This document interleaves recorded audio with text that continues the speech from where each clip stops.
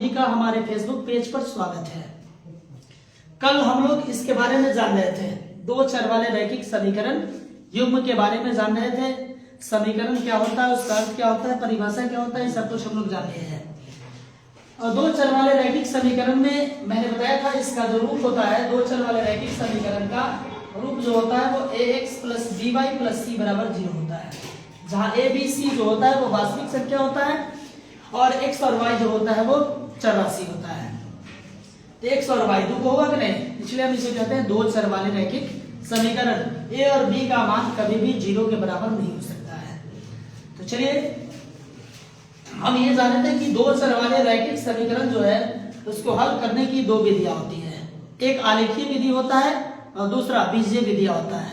तो आलेखीय विधि के बारे में हम जाने थे, लेकिन आज हम उसे फिर जान लेते हैं थोड़ा सा। पहला नंबर आलेखीय विधि।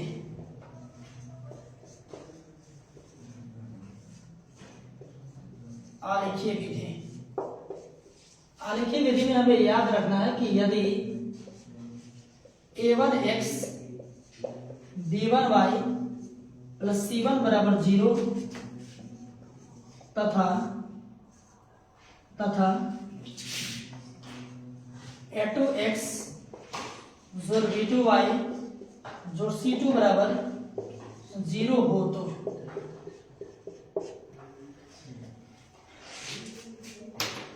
इतना चीज हम लोग पढ़े थे। ये पढ़े थे कि जब आलेखीय विधि में जब दो समीकरण दिया रहे, एक समीकरण एक जो होगा वो होगा a1x जोड़ b1y जोड़ c1 इक्वल टू 0 और दूसरा जो समीकरण होगा वो क्या रहेगा, a2x जोड़ b2y जोड़ c2 बराबर 0, इतना चीज दिया गया था। चलिए जब दो समीकरण इतना हो तो इसके दो जो सरल रेखाएं होंगे या तो एक दूसरे को एक बिंदु पर कट करेगा या एक दूसरे के समांतर होगा या उसी पर संपाती होंगे। इतनी बात हम लोग पढ़े थे। चलिए एक बार आज हम पूरा सही से फिर जान लेते हैं।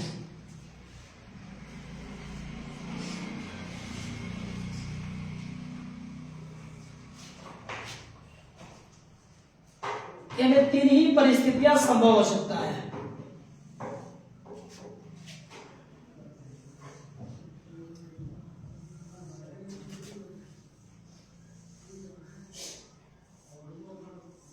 चलिए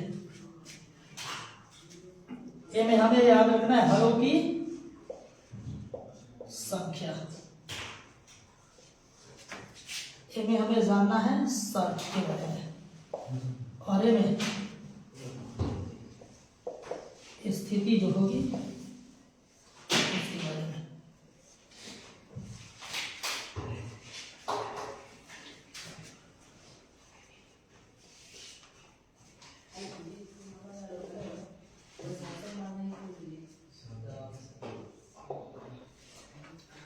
आलेखीय विधि में हमें याद रखना है कि समीकरण एक और समीकरण दो से जब जो दो सरल रेखा खींचा जाएगा वो पहला नंबर क्या करेगा, वो एक दूसरे को क्या करेंगे, प्रतिच्छेद करेंगे।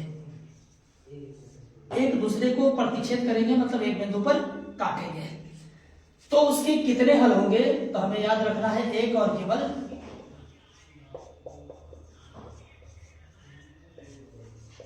एक हल होंगे, अर्थात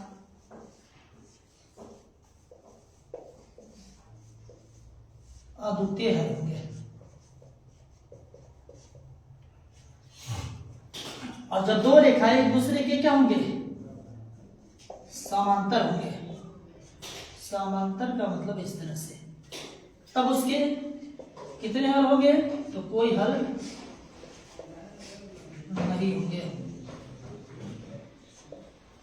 तीसरा जो होगा वो एक दूसरे के क्या होगा, समपाती। समपाती का मतलब जहां गया उसी पर ये रेखा चला जाएगा, यानी जो है उसी पर, नीचे चाहे ऊपर उससे मतलब नहीं है।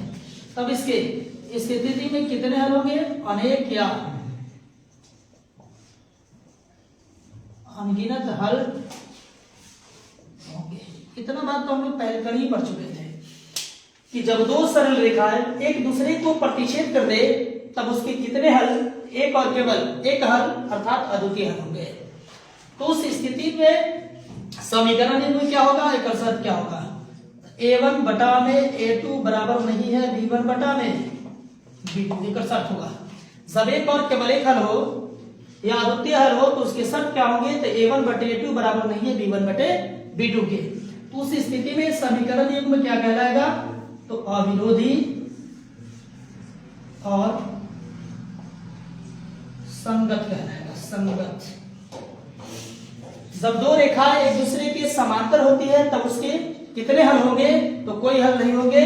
और उसके शर्त क्या होंगे, तो a1 बटा में a2 बराबर b1 बटा में b2 बराबर नहीं है c1 बटा में c2 के। तब उस स्थिति में समीकरण युग्म क्या कहलाएगा, तो हमें याद रखना है विरोधी और असंगत कहलाता है। असंगत, जब वो दो सरल रेखा एक दूसरे के संपाती हो, यानी एक जे पर गया वहीं पर वो चला जाए, तो उस स्थिति में उसके कितने हल होंगे, तो अनेक अर्थात अनगिनत हल होंगे। और उसके शर्त क्या होंगे, तो a1 बटे a2 बराबर b1 बटे b2 बराबर c1 बटे c2 के। तब उस स्थिति में समीकरण युग्म क्या कहलाएगा, तो इस बात को भी हमें याद रखना है, आश्रित और संगत कहलाता है।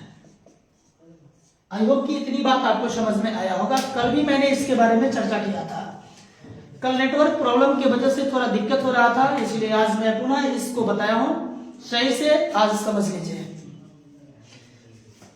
ये बिहार बोर्ड 2026 के एग्जाम में ये चैप्टर बहुत ही इंपॉर्टेंट महत्वपूर्ण होने वाले हैं।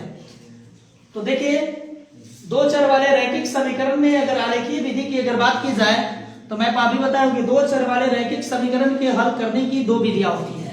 एक आलेखीय विधि होता है, उसी को ग्राफीय विधि कहिए, और दूसरा जो होता है वो बीजीय विधि होता है। पहले हम आलेखीय विधि जान लेते हैं, उसके बाद हम बीजीय विधि जानेंगे।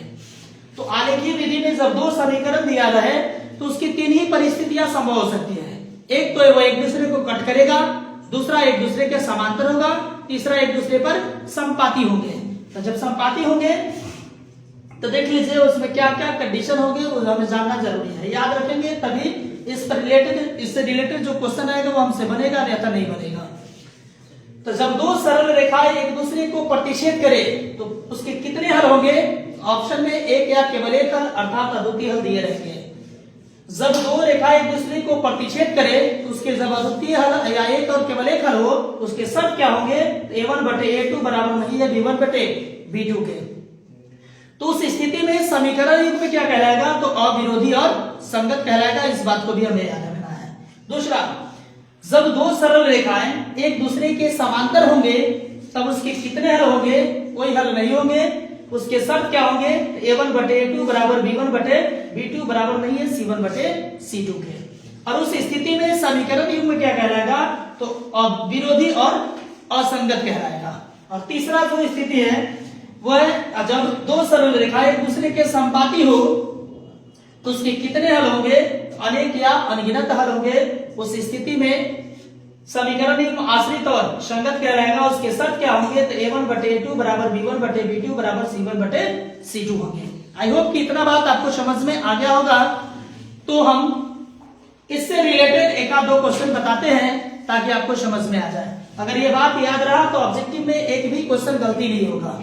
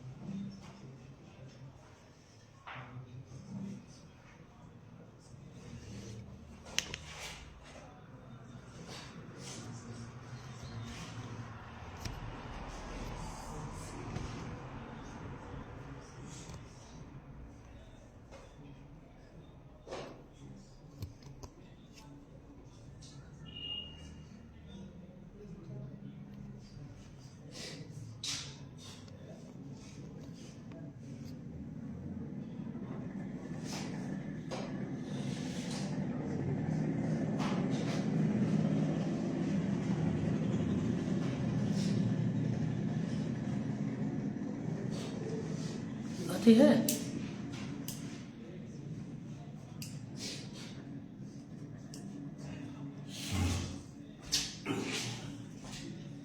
आपको इतना बात समझ में जरूर आया होगा।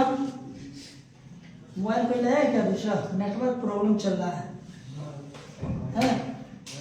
किसका किसका है? कौन लेके आया? नेटवर्क कॉपी करने के लिए जरा हॉटस्पॉट देने के लिए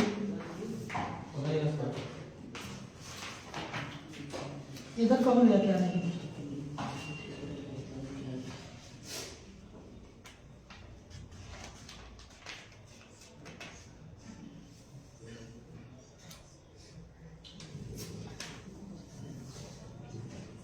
नेट चाहिए।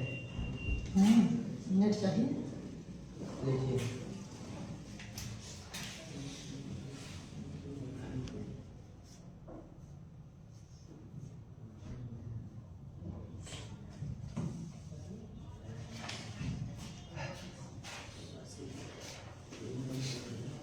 हो गया।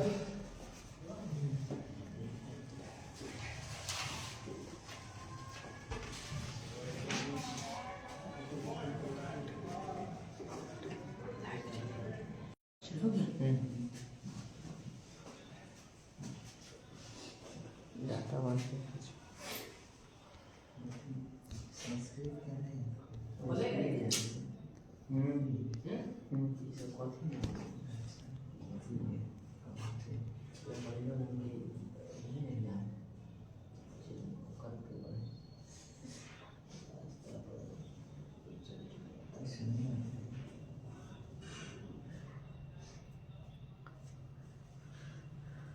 कनेक्ट हो गया मेरा।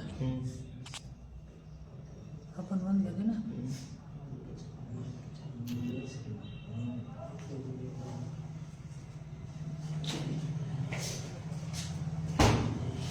चलिए, इतनी बात आपको समझ में आया होगा। क्वेश्चन पर चलते हैं। अगला इसको भिजा के लेके आए क्या?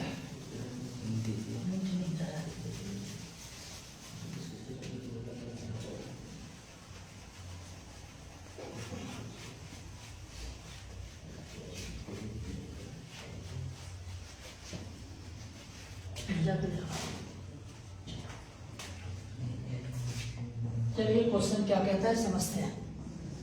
क्वेश्चन कह रहा है कि अनुपातों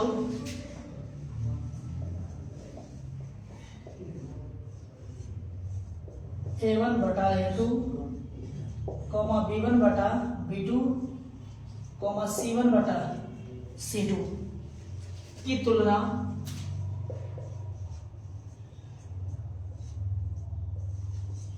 कर ज्ञात कीजिए कि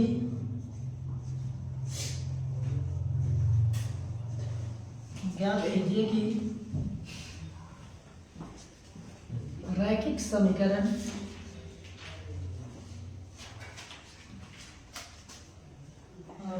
समीकरण 2x माइनस 3y बराबर 8 तथा 4x माइनस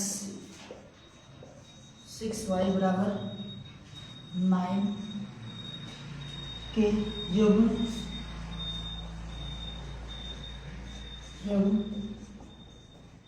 संगत है या असंगत।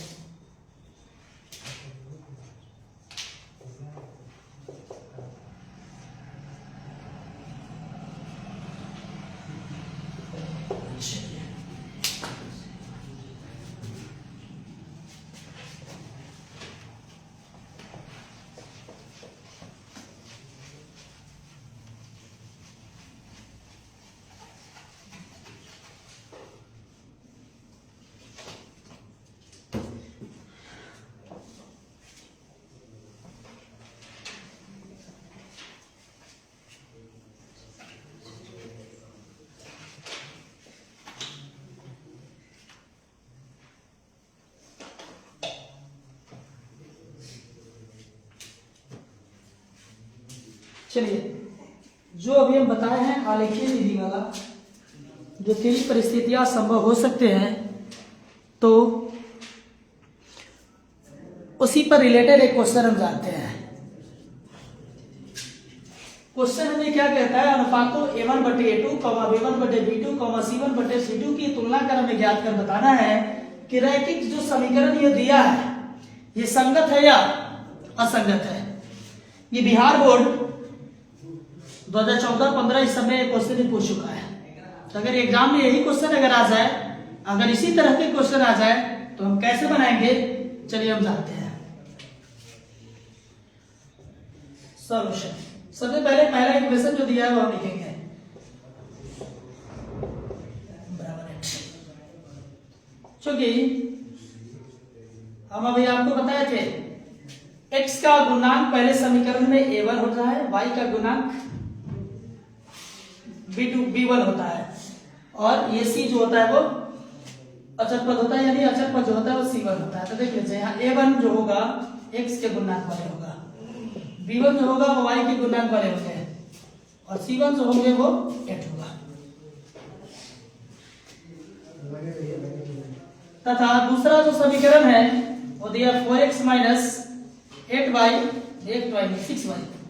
6y - 9। चूंकि यहाँ हालांकि भी नहीं बताए थे पहला समीकरण का फॉर्म्स क्या होगा, दूसरा समीकरण का फॉर्म्स क्या होगा। पहला में a1 b1 c1, इसलिए a1 b1 c1 माना। दूसरा में a2 b2 और c2, चूंकि यहाँ a2 जो होगा वो x के गुणांक वाला होगा 4, b2 जो होगा वो माइनस का 6, और c2 जो होगा वो 9 होगा। अब इसीलिए प्रश्न में हमें कहा a1/a2 b1/b2 और c1/c2 को हमें तुलना कर ज्ञात करना है। तो प्रश्न में चूंकि a1/a2 हम देखते हैं, a1 का जो मान है वो 2 है, a2 का मान 4 है, ये कैंसिल हो जाएगा, 2 1 2 2 दूनी 4, यानी कि इसका जो मान निकलेगा 1/2। दूसरा में कह रहा था b1/b2, तो b1 जो है वो माइनस का 3 है, और b2 माइनस का 6, माइनस से माइनस कैंसिल आउट, 3 1 3 3 दूनी 6, यानी ये होगा 1/2। और तथा हमें कहा था c1 बटा में c2, c1 जो है 8 है और ये 9 है। तो देख लीजिए, अतः यह समीकरण युग्म संगत होगा या असंगत। तो यह समीकरण युग्म जो होगा वो देख लीजिए, हम एक शर्त बताए थे आपको कि जब a1/a2 बराबर b1/b2 बराबर नहीं है c1/c2 के, तब उसके कोई हल नहीं होते हैं, और उस स्थिति में समीकरण युग्म जो होते हैं वो असंगत होता है। तो देख लीजिए, a1/a2 का मान b1/b2 का मान बराबर है, लेकिन c1/c2 का मान बराबर नहीं है। तो इसीलिए लिखेंगे अतः यह समीकरण युग्म जो होगा वो क्या होगा, असंगत होगा, क्योंकि a1/a2 बराबर b1/b2 बराबर नहीं है c1/c2 के। ये रहा आंसर। इसी तरह के क्वेश्चन एग्जाम में पूछे जाते हैं। तो अगर आपको इसी तरह का सॉल्यूशन चाहिए तो हमारे फेसबुक पेज को फॉलो कीजिए, लाइक शेयर कमेंट जरूर कीजिए। अब अगला क्वेश्चन पर भी चलते हैं।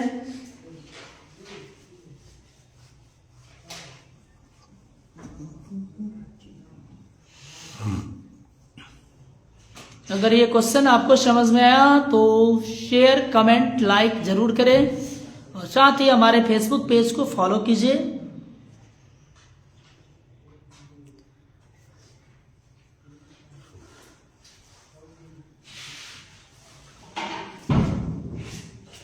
जब भी एग्जाम में इस तरह के क्वेश्चन पूछे जाएंगे तो आपको इसी तरह से बनाना है। क्वेश्चन जरूरी नहीं कि यही क्वेश्चन पूछते एग्जाम में जरूरी नहीं कि यही क्वेश्चन सेट करते। इस काउंट बदल सकता है, लेकिन बनाने का मेथड कभी बदलता नहीं है। तो आपको याद रखना है कि जब भी अनुपातों a1/a2, b1/b2, c1 चाहे तथा c1/c2 की तुलना कर ज्ञात करने के लिए रैखिक समीकरण में दिया है, अगर हमसे पूछ दे कि ये संगत है या असंगत, तो हमें अभी जस्ट हम आगे की विधि में 3 शर्त आपको बताए थे, वो 3 शर्त आपको याद होना चाहिए। पहला कि जब दो रेखा एक दूसरे को प्रतिच्छेद करे तो समझिए कि उसके कितने हल होंगे, तो एक और केवल एक हल होंगे और शर्त जो होगा वो a1 बटे a2 बराबर नहीं है b1 बटे b2 के। उस स्थिति में समीकरण युग्म जो होगा वो अविरोधी और संगत होगा। लेकिन जब वही चीज अगर शर्त अगर a1 बटा a2 बराबर b1 बटा b2 बराबर नहीं है c1 बटा c2 अगर आ जाए तो उसके कोई हल नहीं होंगे और उस स्थिति में समीकरण युग्म जो होंगे वो विरोधी और असंगत कहलाता है। तो संगत दो का होता है या केवल एक हल या द्वितीय हल कहिए, अनगिनत हल आएगा तब संगत। अगर कोई हल नहीं का शर्त आ जाए तो समझिए वो असंगत होगा। तो यहाँ कोई हल नहीं होगा उसका शर्त आया था ना। तो पहले समीकरण से हमें a1 का मान और b1 का मान और c1 का मान लिख लेना है। दूसरे समीकरण से a2 b2 और c2 हमें निकाल लेना है। यानी पहले समीकरण में x का गुणांक a1 होगा, y का गुणांक b1 होगा और c1 जो होगा वो अचर पद होगा। और देखिए दूसरे समीकरण में x का गुणांक a2 होगा, दूसरे y का जो होगा वो b2 होगा और c अचर पद जो होगा वो c2 होगा। तो प्रश्न में कहा था a1 बटे a2, तो इसलिए लिखा a1 बटे a2 बराबर a1 का मान 2 है, a2 का मान 4, 2 का 2, 2 दूनी 4 यानी 1 बटे 2। और फिर कहा b1 बटे b2, तो b1 बटे b2 हम निकालेंगे। तो b1 का मान जो है वो माइनस का 3 और b2 माइनस का 6, माइनस माइनस काटा 3 का 3, 3 दूनी 6 यानी 1 बटे 2। और तीसरा में कहा c1 बटे c2, तो c1 बटे c2 यानी 8 है, 9 है, कटने वाला नहीं है। तो देख लीजिए a1 बटे a2 बराबर b1 बटे b2 है, लेकिन ये बराबर नहीं है, इसलिए मैंने लिखा आता है समीकरण युग्म जो होगा वो असंगत होगा, क्योंकि a1 बटे a2 बराबर b1 बटे b2 है लेकिन बराबर नहीं है c1 बटे c2 के। किसका शर्त होता है, तो कोई हल नहीं होगा। अब कोई हल नहीं होगा तब उस स्थिति में समीकरण युग्म विरोधी और असंगत कहलाता है, इसलिए क्या होगा, असंगत। आई होप कि ये क्वेश्चन आपको समझ में आया होगा। अगर आया तो कमेंट शेयर लाइक जरूर करें।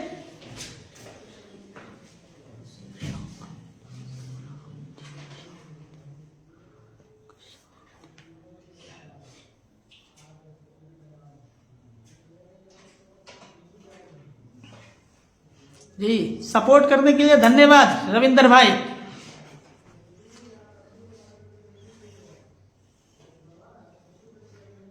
चलिए हम अगले क्वेश्चन पर चलते हैं।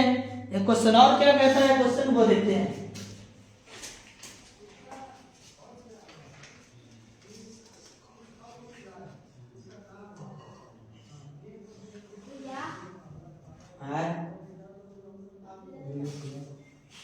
चलिए क्वेश्चन 2018 के एग्जाम में पूछा था, तो 2018 के एग्जाम में पूछा था। चलिए हम समझते हैं कि वो कैसे बनेगा। चलिए दो चर वाले रैखिक समीकरण हम पढ़ रहे हैं, इस बात को जरूर याद रखेंगे। तो दो चर वाले रैखिक समीकरण में अभी हमने कहा था एक हल, कोई हल नहीं और अनगिनत हल। अगर उस तरह के क्वेश्चन आ जाए तो हम कैसे बनाएंगे। चलिए वो क्वेश्चन बताते हैं कि 2018 के एग्जाम में कौन सा क्वेश्चन पूछा था। अगर उस तरह के क्वेश्चन अगर एग्जाम में आ जाए तो हम कैसे बनाएंगे।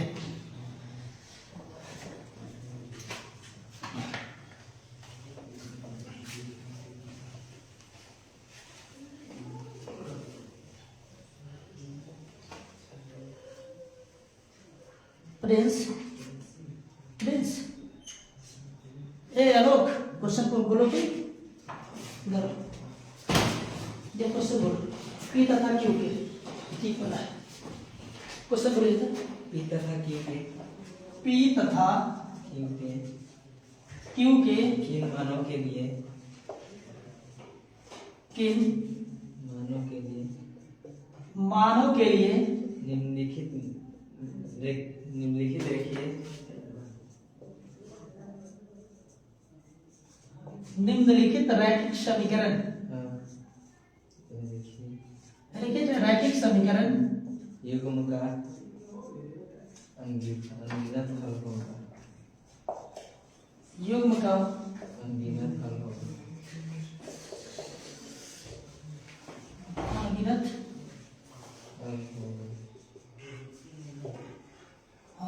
बोलिए p क्वेश्चन माइनस वन है p minus 1 into x plus 3y 3y बराबर 2 कॉमा दे दीजिए। ये पहला इक्वेशन है। दूसरा 6x plus 2 minus q Q into y बराबर 6। चलिए ये समीकरण दिया है। आइए हम समझते हैं क्वेश्चन कैसे बनेगा। ये 2018 के एग्जाम में ये क्वेश्चन पूछ चुका है। अगर इसी तरह के क्वेश्चन अगर आपके एग्जाम में अगर आ जाए 2026 में तो हम इसका कैसे सोल्यूशन करेंगे। आइए हम समझते हैं। क्वेश्चन कह रहा है पी तथा क्यू के किन मानों के लिए निम्नलिखित रैखिक समीकरण या रैखिक समीकरण युग्म का अनगिनत हल अगर आपसे पूछ दे, एक इक्वेशन 1 होगा, एक इक्वेशन 2 होगा। तो सॉल्यूशन में पहले हम देख लेते हैं हमसे क्या क्या पूछा है। देख लीजिए, पहला जो है equation p minus 1 into x जो 3y बराबर 2 दिया है। तो बार बार आपको बताया है कि जब इस तरह के क्वेश्चन होंगे तो पहला समीकरण में हम अनगिनत हल कह दे, कोई हल नहीं कह दे, अद्वितीय हल या केवल एक हल कह दे, तो उस स्थिति में हम a1 b1 c1 और a2 b2 और c2 का मान निकालेंगे। तो देखिए यहाँ a1 यानी x के गुणांक क्या वाला होगा, तो यानी p माइनस 1, यानी b1 y के गुणांक वाले कितना 3, c1 जो होगा वो 2 होगा। तथा दूसरा इक्वेशन दिया है वो 6x 2 माइनस क्यू वाई बराबर कितना 6। तो चूंकि यहां a2 बराबर 6 b2 बराबर 2 माइनस क्यू c2 बराबर जो दिया है वो 6 दिया है। चलिए इतना बात आई हो कि आपको समझ में जरूर आया होगा। अब इसीलिए प्रश्न से जब भी अनगिनत हल अगर दिया रहे हमेशा आपको याद रखेंगे एनसीईआरटी में यही चीज a1 b1 c1 a2 b2 और c2 दिया रहेगा। लेकिन जब यही भारतीय भवन का अगर बुक होगा तो पहले इक्वेशन से a b c और दूसरे समीकरण से d e f निकालते हैं। इस बात को याद रखेंगे। तो प्रश्न में कहा कि चूंकि अनगिनत हल हो तो अनगिनत हल हो तो इसीलिए शर्त जो होते हैं a1 बटे a2 बराबर b1 बटे b2 बराबर c1 बटे c2 अभी यहाँ पर है होते हैं कि जब दिया रहेगा अनगिनत हल तो उसका शर्त a1 बटे a2 बराबर b1 बटे b2 बराबर c1 बटे c2 लिखेंगे। जब कोई हल नहीं रहेगा तो इसको लिखेंगे a1 बटे a2 बराबर b1 बटे b2 बराबर नहीं है c1 बटे c2। जब यही चीज रहता है क्वेश्चन में कहा था अद्वितीय हल चाहे एक और केवल एक हल तो लिखते a1 बटे a2 बराबर नहीं है b1 बटे b2 लिखते हैं। तो हमें क्वेश्चन में अनगिनत का इसलिए अनगिनत का शर्त लिखेंगे। तो देखिए मान क्या क्या दिया है। पहला दिया है a1 का मान जो दिया है वो p माइनस 1 दिया है और a2 का मान जो है वो कितना 6 है।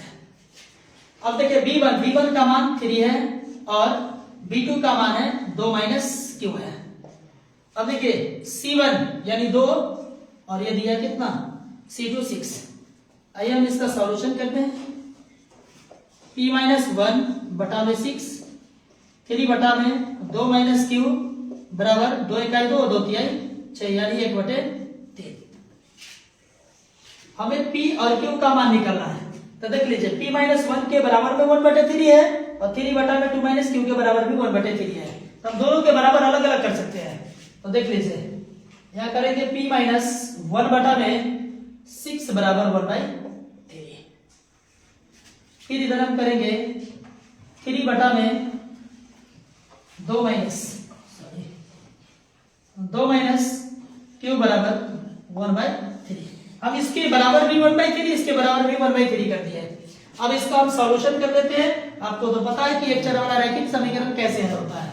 इसको क्रॉस मल्टीपल करेंगे तो 3 बाई p से 3p और 3 इकाई 3 6 इकाई 6। चार को एक तरफ और चार को एक तरफ किया जाता है तो 3p 6 माइनस में उधर जाएगा प्लस में। हम बराबर बताएं कि बायां से दायां या दायां से बायां जब भी किसी भी चर या चर राशि को ले जाया जाता है तो साइन उसका हमेशा बदल जाता है। तो 3p बराबर 6 3 9 होता है यानी p बराबर 9 बटा में 3 यानी 3 तिहाई 9 यानी p बराबर जो होगा वो 3 होगा। अब इसका हम सॉल्यूशन करेंगे क्रॉस मल्टीपल। इसको करेंगे देख लीजिए 3 तिहाई 9 और इसको करेंगे 1 से तो 2 इकाई 2 क्यू इकाई क्यू। ये माइनस में इधर ले आएंगे प्लस में 2 माइनस प्लस में उधर जाएगा माइनस में यानी क्यू बराबर ये बचेगा माइनस का 7 तो हमें लास्ट में लिख देना है क्या था, P बराबर जो होगा वो 3 होगा तथा Q बराबर जो होगा वो माइनस का 7 होगा। हमें P और Q के मानों के लिए कहा था, P Q का मान निकल गया। आई होप कि आपको अच्छा से समझ में आया होगा।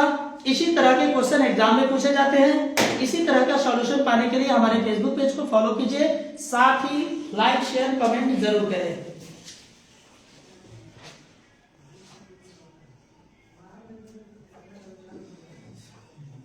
चलिए नोट करिए जब तक हम अगले क्वेश्चन पर चलेंगे।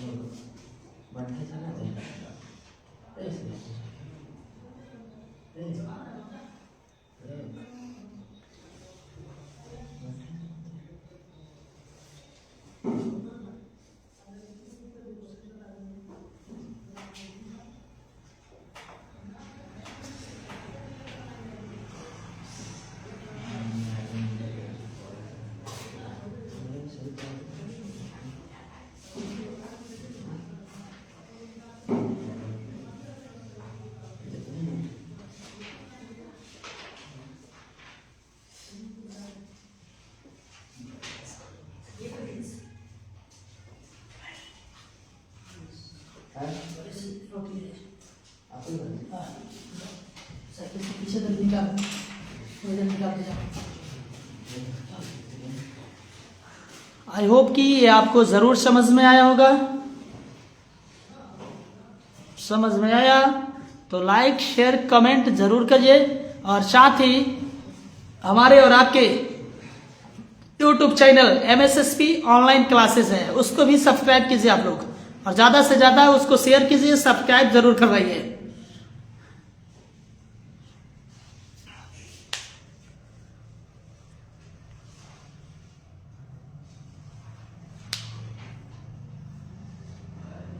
चलिए हम अगले क्वेश्चन पर चलते हैं। जब भी इसी तरह के क्वेश्चन पूछे जाएंगे, चाहे वो आपको क्वेश्चन पे कह दे अनगिनत हल हो या अद्वितीय हल हो या कोई हल नहीं हो, तब आपको इसी तरह से बनाना है। केवल शर्त बदल जाएगी, बनाने की मेथड नहीं बदलेगी। हाँ दे दीजिए, वो ले जाइए, दे दीजिएगा घरे। चलिए अगला क्वेश्चन पर हम चलते हैं।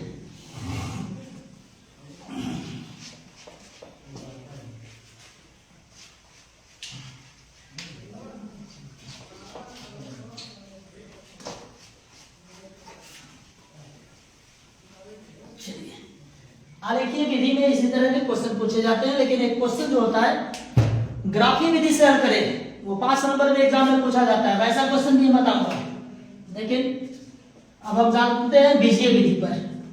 बीजीय विधि अभी मैंने जस्ट बताया कि 2 चर वाले रैखिक समीकरण के हल करने की 2 विधियां होती है। एक जो होता है वो आलेखीय विधि, दूसरा जो होता है वो बीजीय विधि। और बीजीय जो विधि होती है उसको हल करने के बहुत जगह दिया रहेगा 3 विधि, कहीं 5 विधि दिया रहेगा। जिससे 3 विधि ज्यादातर एग्जाम में पूछे जाते हैं, प्रतिस्थापन, विलोपन और वज्र गुणन, 3 को दिया रहता है। लेकिन भारतीय वन में अगर आप पढ़ते हैं तो वहां दिया रहेगा तुलनात्मक, प्रतिस्थापन, लुप्तीकरण यानी उसी को विलोपन कहते हैं, चौथा वज्र गुणन, और 5वां जो होता है वो अनुपात निर्णय कहता है, अनुपात निर्णय विधि। तो ये 5 मेथड होते हैं, लेकिन एग्जाम में ज्यादातर आपसे प्रतिस्थापन विधि, विलोपन विधि यानी लुप्तीकरण विधि और वज्र गुणन, ये 3 विधि ज्यादा पूछा जाता है। तो चलिए क्वेश्चन हम पढ़ते हैं बीजीय विधि में। निम्न रैखिक समीकरण को हम विलोपन विधि से बताते हैं, प्रतिस्थापन से भी बताएंगे, वज्र गुणन से भी बताएंगे। चलिए एग्जाम में क्वेश्चन बार बार पूछे जाते हैं, चलिए उसी क्वेश्चन को बता रहे हैं।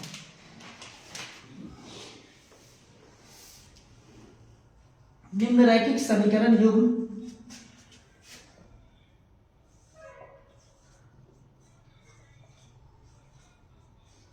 निम्नलिखित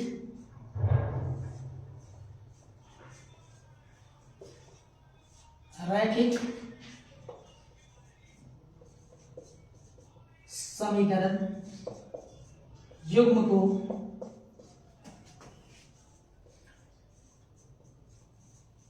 विलोपन विधि, विलोपन या इसी को कहते हैं लुप्तीकरण विधि से हल करें। क्वेश्चन है, क्वेश्चन तो दिया है 11x, एग्जाम में पूछा गया क्वेश्चन 11x प्लस 15y बराबर माइनस का 23, एक माइनस का 23 कॉमा, फिर दिया 7x माइनस 2y बराबर 20, ये दिया है। ये क्वेश्चन है। निम्नलिखित रैखिक समीकरण युग्म को विलोपन विधि या लुप्तीकरण विधि से हल करें। ये क्वेश्चन दिया रहेगा। तो जब ये क्वेश्चन दिया रहेगा तो हम इसको कैसे हल करेंगे, ये देखिए। आज हम विलोपन बता रहे हैं, अगले दिन हम प्रतिस्थापन बताएंगे, फिर अगले दिन हम वज्र गुणन भी बताएंगे जो एग्जाम में पूछे जाते हैं। तो चलिए, सॉल्यूशन में जब ये दिया रहेगा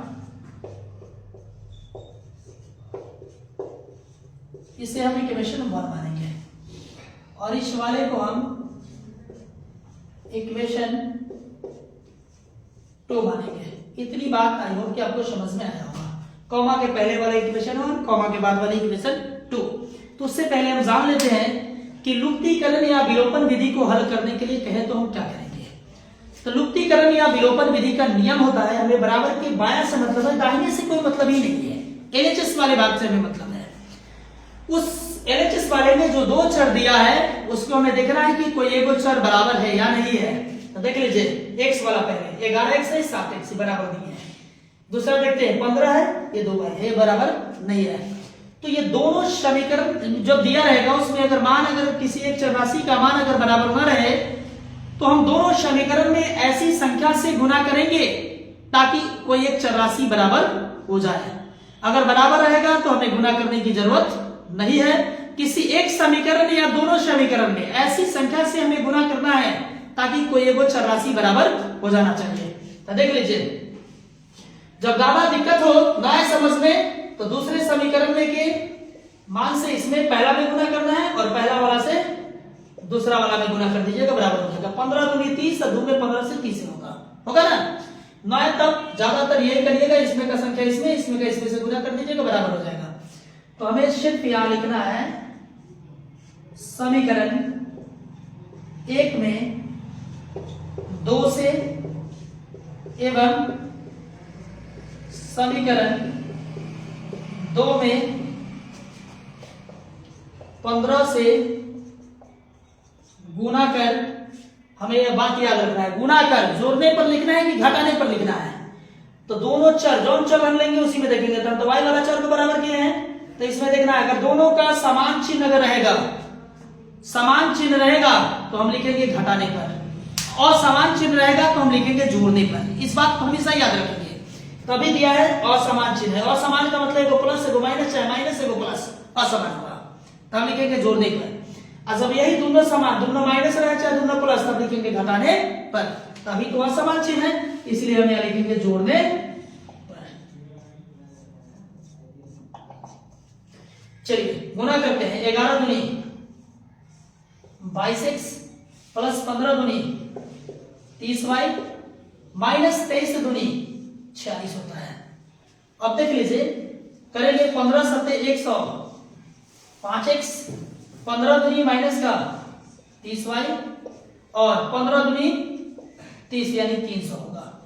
इतना बात आई होप कि आपको समझ में आया होगा। जब सब जोड़ने पर जब लिखेंगे तो चिन्ह में यहां कोई परिवर्तन नहीं होगा। जब घटाने पर लिखेंगे तो चिन्ह में परिवर्तन होगा 3 जगह, प्लस है तो माइनस, माइनस तो प्लस, प्लस है तो माइनस। इस बात को याद रखेंगे। कब? जब घटाने पर लिखेंगे तब। जब घटाने पर लिखते हैं तो चिन्ह में परिवर्तन होता है, और जब जोड़ने पर लिखेंगे तो चिन्ह में परिवर्तन नहीं होता है। तो देखिए, यहाँ जोड़ने पर है तो ये दोनों कट जाएगा और इसको हम जोड़ेंगे तो होगा 127x। जब इसको हम घटाएंगे 300 में से, जब घटाएंगे 46 को कितना बचेगा, देख लीजिए 10 में से 6 घटेगा तो ये होगा 4, ये बचे 9 यानी 5 यानी 254 बचेगा। 254 और 40 300 होता है। अब देख लीजिए इसीलिए x बराबर 254 बटा में 127 यानी 27 दूनी 54 2 1 2 यानी कि 2 मतलब में कट जाएगा, यानी x बराबर जो होगा वो 2 होगा। x का मान निकल गया। जब एक का मान निकल जाए तो दूसरे का मान निकालने के लिए किसी एक समीकरण में इस चर का मान रखकर दूसरे चर का मान निकाल लिया जाता है। तो देखिए किसी भी समीकरण में रखिए तो हम लिखते हैं अब समीकरण एक में x का यहां जो निकलेगा उसी का x का मान रखने पर आपको याद रखना है, यानी जो जिसका मान निकलेगा उसका मान समीकरण एक में रखिए चाहे समीकरण 2 में रखकर दूसरे चर का मान आसानी से निकाल लिया जाता है।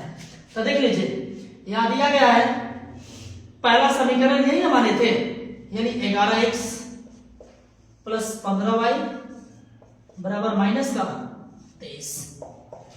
11 गुने x का मान मैंने 2 निकाला इसलिए x के जगह 2 प्लस 15y बराबर माइनस का 23।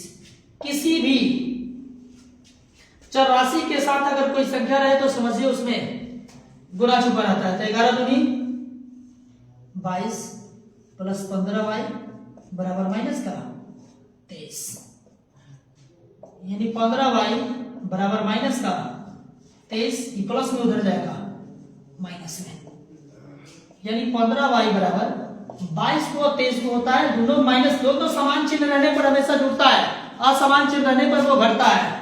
तो माइनस का ये हो जाएगा 45 यानी y बराबर माइनस का 45 बटा में 15 दिया 45 होता है, यानी y बराबर माइनस का 3। लास्ट में हमें लिख देना है क्या था x बराबर 2 तथा y बराबर -3। ये रहा आंसर।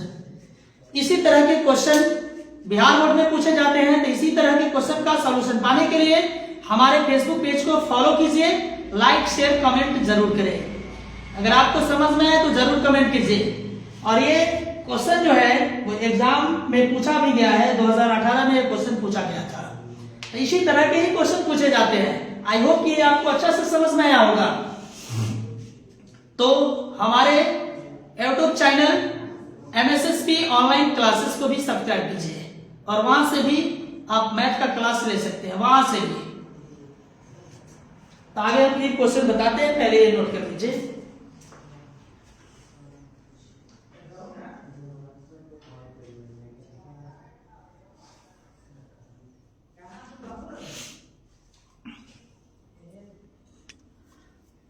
ये 2018 में क्वेश्चन पूछा गया था, बिहार बोर्ड 2018।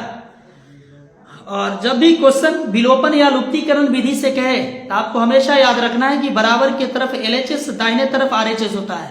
हमें देखना है कि LHS में 2 गो चर राशि है, उसमें कोई एगो बराबर है या नहीं। अगर बराबर रहेगा तो हमें गुना करने की जरूरत नहीं है। अगर बराबर नहीं रहा तो दोनों समीकरण या किसी एक समीकरण में हमें ऐसी संख्या से गुणा करना है ताकि कोई एगो चर राशि बराबर हो जाए। तो देख लीजिए हम उसी तरह से इसको बनाए हैं। ये समीकरण, इसको हम 1 मानेंगे, समीकरण 2 मानेंगे। इस दोनों में गुना कीजिए, चाहे किसी एक में गुना करके किसी एक चर राशि का मान बराबर कर लिया जाता है। इधर वाले ये 7 को है, 11 को है, 7 को है, बराबर नहीं है। ये 15 है तो बराबर नहीं है। तो बराबर नहीं रहने पर हम दोनों समीकरण अर्थात किसी एक समीकरण में ऐसी संख्या से गुना करते हैं ताकि कोई एगो चर राशि बराबर हो जाए। तो देख लीजिए हम इसमें 2 से इसमें 15 से गुना किए तो 15 दूनी 30 और 15 दूनी 30 एगो बराबर हो गया कि नहीं। तो हमें भाषा लिख देना है कि समीकरण 1 में 2 से एवं समीकरण 2 में 15 से गुणा कर हम जोड़ने पर लिखते हैं या तो घटाने पर लिखते हैं। जोड़ने पर कब लिखेंगे, घटाने पर कब लिखेंगे, इस बात का भी ज्ञान होना चाहिए।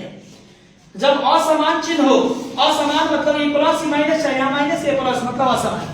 असमान रहे तो जोड़ने पर लिखेंगे, समान चिन्ह रहेगा तो हम घटाने पर लिखेंगे या हम जोड़ने पर लिखे। तो देख लीजिए सभी में 2 से गुणा करेंगे। 11 दूनी 22, 15 दूनी 30 और 23 दूनी -40 हो गया। 15 से करेंगे 15 से 105, 15 दूनी 30 और 15 में 20 से गुणा करेंगे 300। जब जोड़ने पर लिखेंगे तो चिन्ह में कोई परिवर्तन नहीं होता है, घटाने पर लिखेंगे चिन्ह में परिवर्तन होता है, तो इसलिए मैंने इसको कैंसिल आउट किया। तो 22 और 105 होते हैं, 127 x होते हैं। 300 में से असमान चिन्ह है तो घटता है, असमान चिन्ह है तो जुड़ता है, यानी दोनों प्लस में रहे तो जुटेगा, दोनों माइनस में रहेगा तो माइनस में जुटेगा, लेकिन असमान चिन्ह रहेगा तो हमेशा घटेगा, लेकिन जिसका चिन्ह बड़ा होगा उसी का चिन्ह उतारते हैं। तो 300 में से 46 घटेगा 254, x बराबर 254 बटा में 127 कट जाएगा 2 बर्तन में, x बराबर 2। किसी एक जब समीकरण में एक चरराशि का मान अगर निकल जाए दोनों समीकरण में, तो किसी एक समीकरण में रखकर, दोनों में से किसी एक समीकरण में इस मान को रखकर दूसरे चर का मान निकाल लिया जाता है। तो मैंने लिखा समीकरण 1 में x का मान रखने पर, तो समीकरण 1 जो दिया गया था यही ना है, 11x + 15y - 23, यानी 11 गुने x का मान 2, 15y - 23, 11 दूनी 22, 15y - 23, यानी कि एक चर वाला ये रैखिक समीकरण हमें प्राप्त होगा।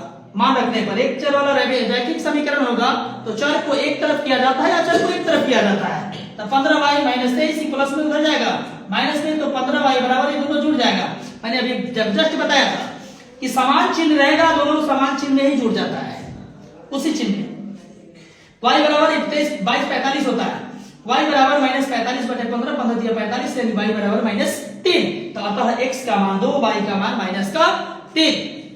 आई होप कि ये क्वेश्चन आपको जरूर समझ में आया होगा, और बिहार बोर्ड एग्जाम में ऐसे ही क्वेश्चन पूछे जाते हैं। तो इसी तरह के क्वेश्चन के सॉल्यूशन के लिए हमारे फेसबुक पेज को जरूर फॉलो करें।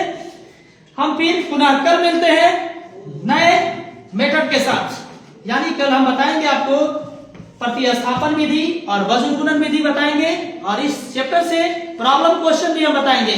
अगर मैथ में अगर बढ़िया मार्क्स अगर आप चाहते हैं तो हमारे फेसबुक पेज को जरूर फॉलो करें। धन्यवाद।